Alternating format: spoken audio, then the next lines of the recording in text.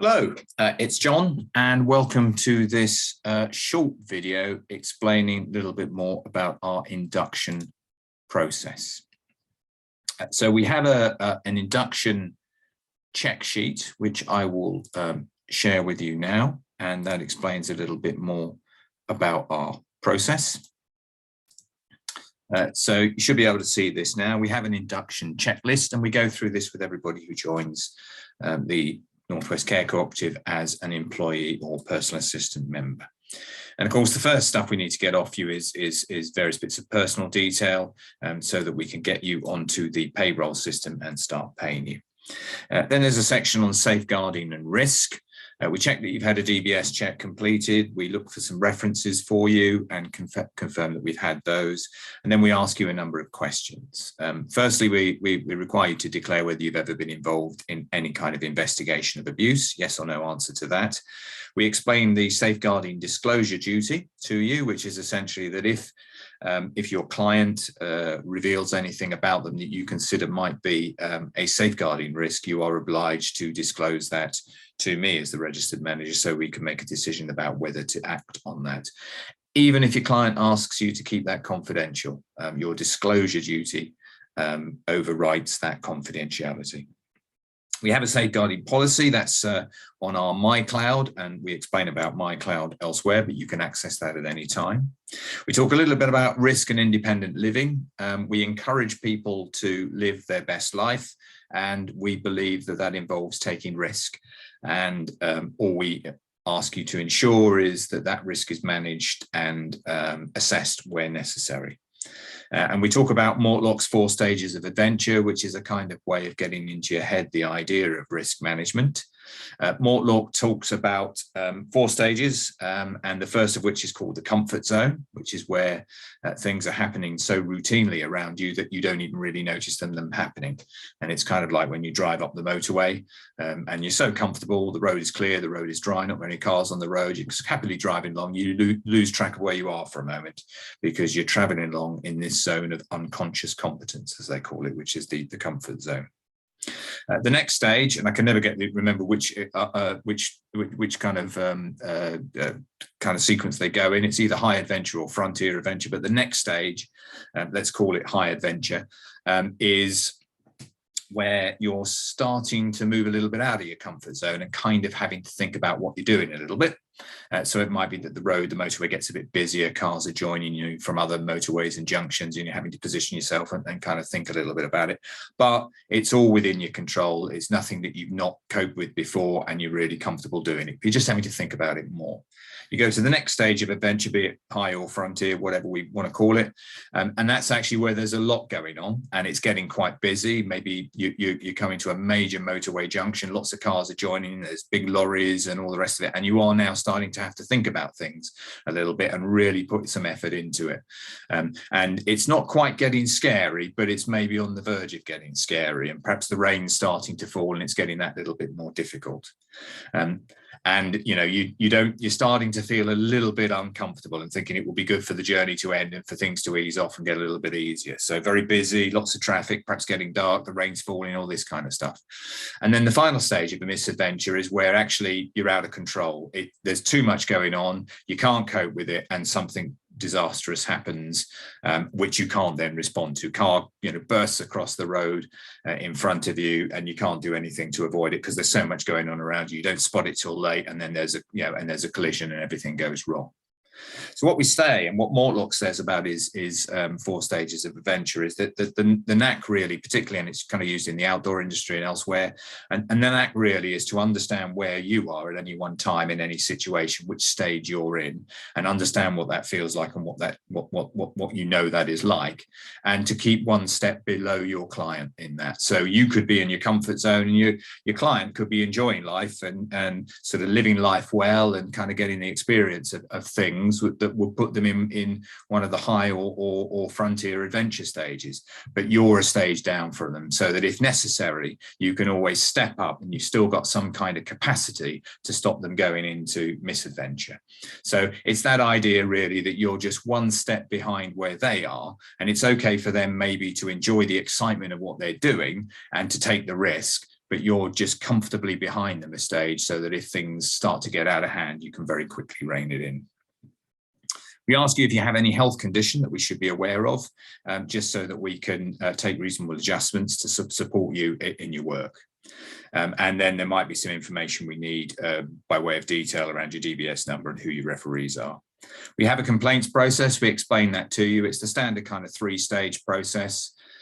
If your client has a problem, if you have a problem or anything, it's usually talk to the person who you have a problem with and try and resolve it informally. If not, come to me and I'll try and resolve it. And then if you're not happy with my resolution, you can go to our board and seek for them to resolve it.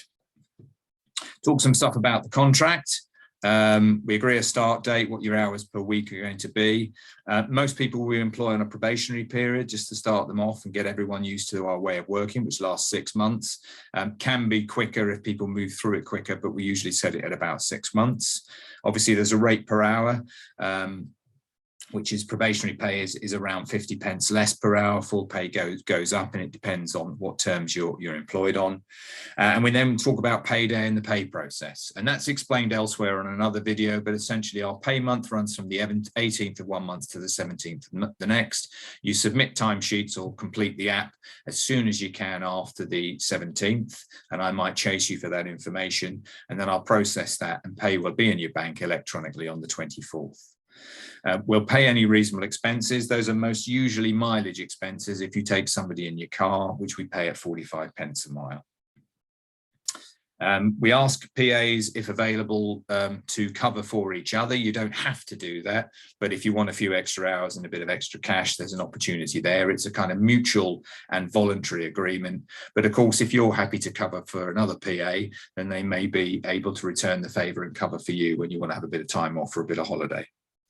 We pay people leave 5.6 weeks a year, which is the industry standard. And we talk a little bit about salary and overtime. So what we aim to do is to pay you a minimum set number of hours each week, which will be your contract. And you might do hours in addition to that, which will top up your wages. That will be described as overtime. We also pay overtime, and that will be overtime at the standard rate. We also pay overtime at an enhanced rate, time and a half, for bank holidays, and those are listed in our employee handbook. Sickness is, we pay statutory sickness pay. And the next point really is that everyone is the member of the cooperative, is a member of the cooperative, which means that they have a right to have a say in how things operate and run. Talk a little bit about confidentiality. Everything that might be discussed within the cooperative, we ask you to keep within the cooperative, and obviously don't share personal secrets and personal information about other people within the cooperative, either outside that cooperative or without their permission. We explain our notice period, which I think is currently set at 1 week for people who are in their first 2 years. We then extend it by a week for every year after 2 years. Our way of working, we are a cooperative, so we talk about caring about each other rather than an employee caring for the client. So we try and have a more kind of equal relationship between employees and employed, or the employer, if you like, or the person who is receiving the support. And you know, as a registered manager, I try and enable and support that. So I'll lean on the advice and the experience of personal assistants, but just try and make sure that we're conforming with everything we need to do in terms of regulation and the rules. And the idea very much is it's a mutual thing where we kind of work stuff out between us, and we give each other as much leeway as we can to make everyone's life as easy as possible. Talk a little bit about recording and data storage. A lot of our information is held on a system called MyCloud, which is a network access system. You can access it from anywhere where you get an internet connection. You can view all the documents on a mobile phone as they're generally stored as PDFs. And I give you a link when you join us so that you can access MyCloud, and you can find things like our members handbook, which has got all our kind of HR type information in there. And we have some folders that are shared for everyone to see, and we have some personal folders, which is where your own personal information is. We talk a little about evidence for CQC. The Care Quality Commission require us to complete a daily record of care to show that we're supporting people safely, and we ask you to complete that. We either use WhatsApp or our current own in-house app, just to put a little note on every day to explain what you're doing with your client and what they're doing today, and if you can, a photograph to show what they're doing, so we get a sense of what they're doing and whether they're enjoying it. Talk a little about care and risk planning. As I said before, we're happy to support anyone doing anything, but we might ask you to put a little bit of a risk assessment in place to do that. And we also talk about support plans, and the idea is that within your 6-month probationary period, you will draw up mutually with your client or principal member their support plan. You'll both be involved in the drawing up of that, and it will be a discussion between you and perhaps the supporting member for that principal, their mother or family relative, and you'll agree collectively what that support plan is going to involve, and we ask you to refresh that and renew that every year. We're keen to support you with your own development in HR, and if there's training and other opportunities we can give you, we will do, and we try and record them for you to keep on MyCloud, to keep a list of your own personal development. Care and risk recording, again, any safeguarding issues, talked about the disclosure, that needs to be disclosed. I'll record that for you. Likewise, if there's any concerns around risk, then raise them with me, and we'll at least we'll decide what we're going to do about them, and even if we don't choose to do something about them, we'll make a record of them to say at least that they've been raised. Then I'll talk a little about cooperative working. The definition of a co-op is an organisation whose members share the profits or the benefits. We're a not-for-profit organisation, so I'm afraid there's no real profit to be shared in sense, because we can't make some. But if we do make a surplus, and we make a little bit of a surplus just so that we've got some savings for a rainy day, what we try and do is invest as much of that surplus back into the business as we can. We try and get pay rates for PAs as high as we can afford, and we might invest it in some technology and some training and other bits and pieces that you'll see once you're in the cooperative.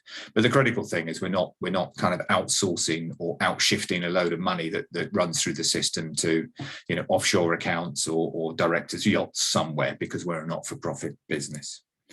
We have 3 types of member. We have a principal member, who is the person receiving the services, an employee or personal assistant member, who is the person providing the service, and a supporting member, who is anybody else who we feel should be a member. And quite often it's usually somebody who can be a bit of a support or advocate for the principal member, maybe a family member, maybe a mother or a father or whatever. We generally work on the principle of one member, one vote, so we will have some discussions that will be collective across the whole cooperative, where everyone will be able to have their say. We have a general meeting every year where we encourage people to come and meet each other and discuss subjects of importance to the running of the cooperative, and we also have a consultation every year which we try and do online around certain bits and pieces, and people can have their say in how things want to operate. When we first set up, we had what we called a management committee. It's now actually the board of Northwest Care Cooperative that does a lot of the day-to-day management decisions necessary to keep the thing running.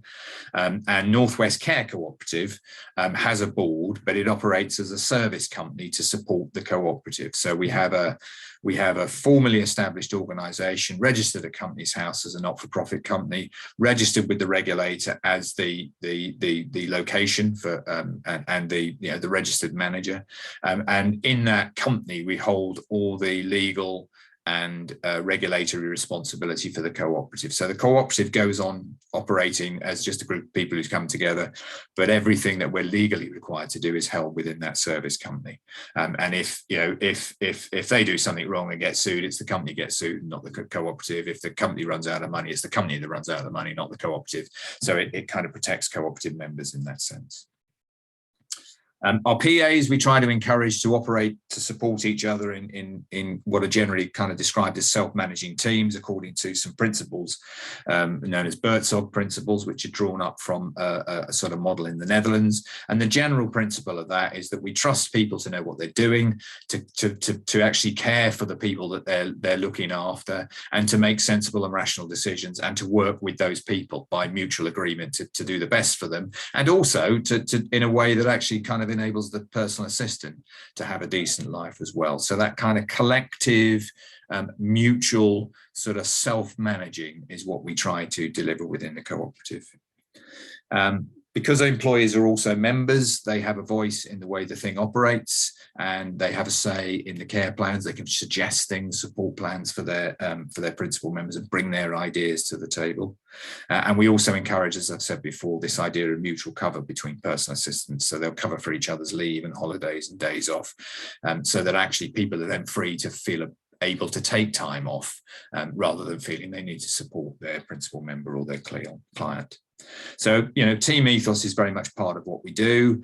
And certainly in terms of the way we operate kind of hierarchically, and certainly my role as a registered manager, it's very much coaching rather than a hierarchical role. So I'm encouraging and developing and asking people to use their own thinking and their own initiative and come up with their own solutions to problems, but just supporting them getting there. And the key fundamental really of the whole cooperative is the relationship between the personal assistant member and the principal member, and making sure that relationship's right. And I'll help manage that, and I'll help rub out the kind of the points of sort of conflict in that if we can. But it's all about building that relationship and making it rub along smoothly together, and that's what we try and do across the whole cooperative. And that's a very kind of coaching, mutual, kind of fairly non-hierarchical thing. Personal development I've already talked about. Keen to encourage that wherever we can, for both our employee members in the professional sense, and also actually for our principal members, to give them purposeful activity, things that they enjoy doing, get value out of doing, that actually perhaps add to their life. So we have this idea that we care about, not care for each other. So everyone cares about each other, rather than having a bunch of employees who care for a bunch of clients. It's a more mutual thing than that. A couple of bits then on regulation, really just to finish us off. We are a regulated provider. It means that any personal care, which is the regulated service that we provide, can be inspected and checked on by the Care Quality Commission. So we have to make sure that that meets regulatory standards. It's only the personal care, it's not any of the social care that we provide, but often there'll be an overlap between the two. And if you're a personal assistant who can deliver personal care, you'll probably find yourself delivering social care. Or if you're a personal assistant who's delivering social care, you might find yourself being able to deliver personal care. So there is a kind of overlap. So we've got to make sure the standards overlap as well. And what the Care Quality Commission are always interested in is how we show that we know that we're doing what we're doing and we're doing it well. So it's one thing to do it, but often it has to be recorded or be able to be demonstrated in some way to an inspector, were they to pop in and inspect tomorrow. So for that reason, completing support plans, care plans, risk assessments, all that sort of paperwork is important to do. I think we have a relatively light touch on that as far as many organisations go, and we've certainly done enough to satisfy the regulator so far. So all is good as far as that goes. Training and qualifications, as I've said, we will record those, develop those, and encourage people to complete training and offer training and qualification where we can. And of course, that's part of what the Care Quality Commission looks at, to make sure that people are appropriately trained for the roles that they do. The key lines of inquiry for the regulator are that the service is safe, caring, responsive, effective, and well led. And we've got good across all of those outcomes in our last inspection. And indeed, I think in terms of caring and responsive, we were probably pushing an outstanding, although we end up settling in a good. The registered manager's role I've talked about. I'm the person who is held accountable for all of those standards, and that we are doing what we're doing. So again, I don't beat people over the head about it, but I kind of work with them to try and make sure that we are meeting those standards. I've talked a little about the daily care record. That's a fairly fundamental thing with the Care Quality Commission. So we do need to show what we're doing each day with our principal members, to show how we're supporting them in the way that is safe, caring, responsive, effective, and well led. And then there's a general principle of showing that we're diligent in what we do, that if there's any issues around safeguarding, those are brought to the service and addressed. And this idea really of whistleblowing, which is the kind of complaints theory process if necessary, which is that everybody has a voice to express anything that they're unhappy about. And what we try and do is create a fairly open culture. The whole mutual nature of it and the kind of fairly equal sort of nature of it, I believe, particularly drives that, so that if people have a problem, they're able to kind of voice it, and voice it without great fuss or great drama, really. And we just try and get it resolved between us. So that's That's our induction process. I've kind of talked you through it. If you're a personal assistant and you hear this video, you've kind of heard all you need to know about the induction. You know, apart from a few bits of employment detail, which I'd need for payroll, that's you completely inducted into Northwest Care Co-Operative.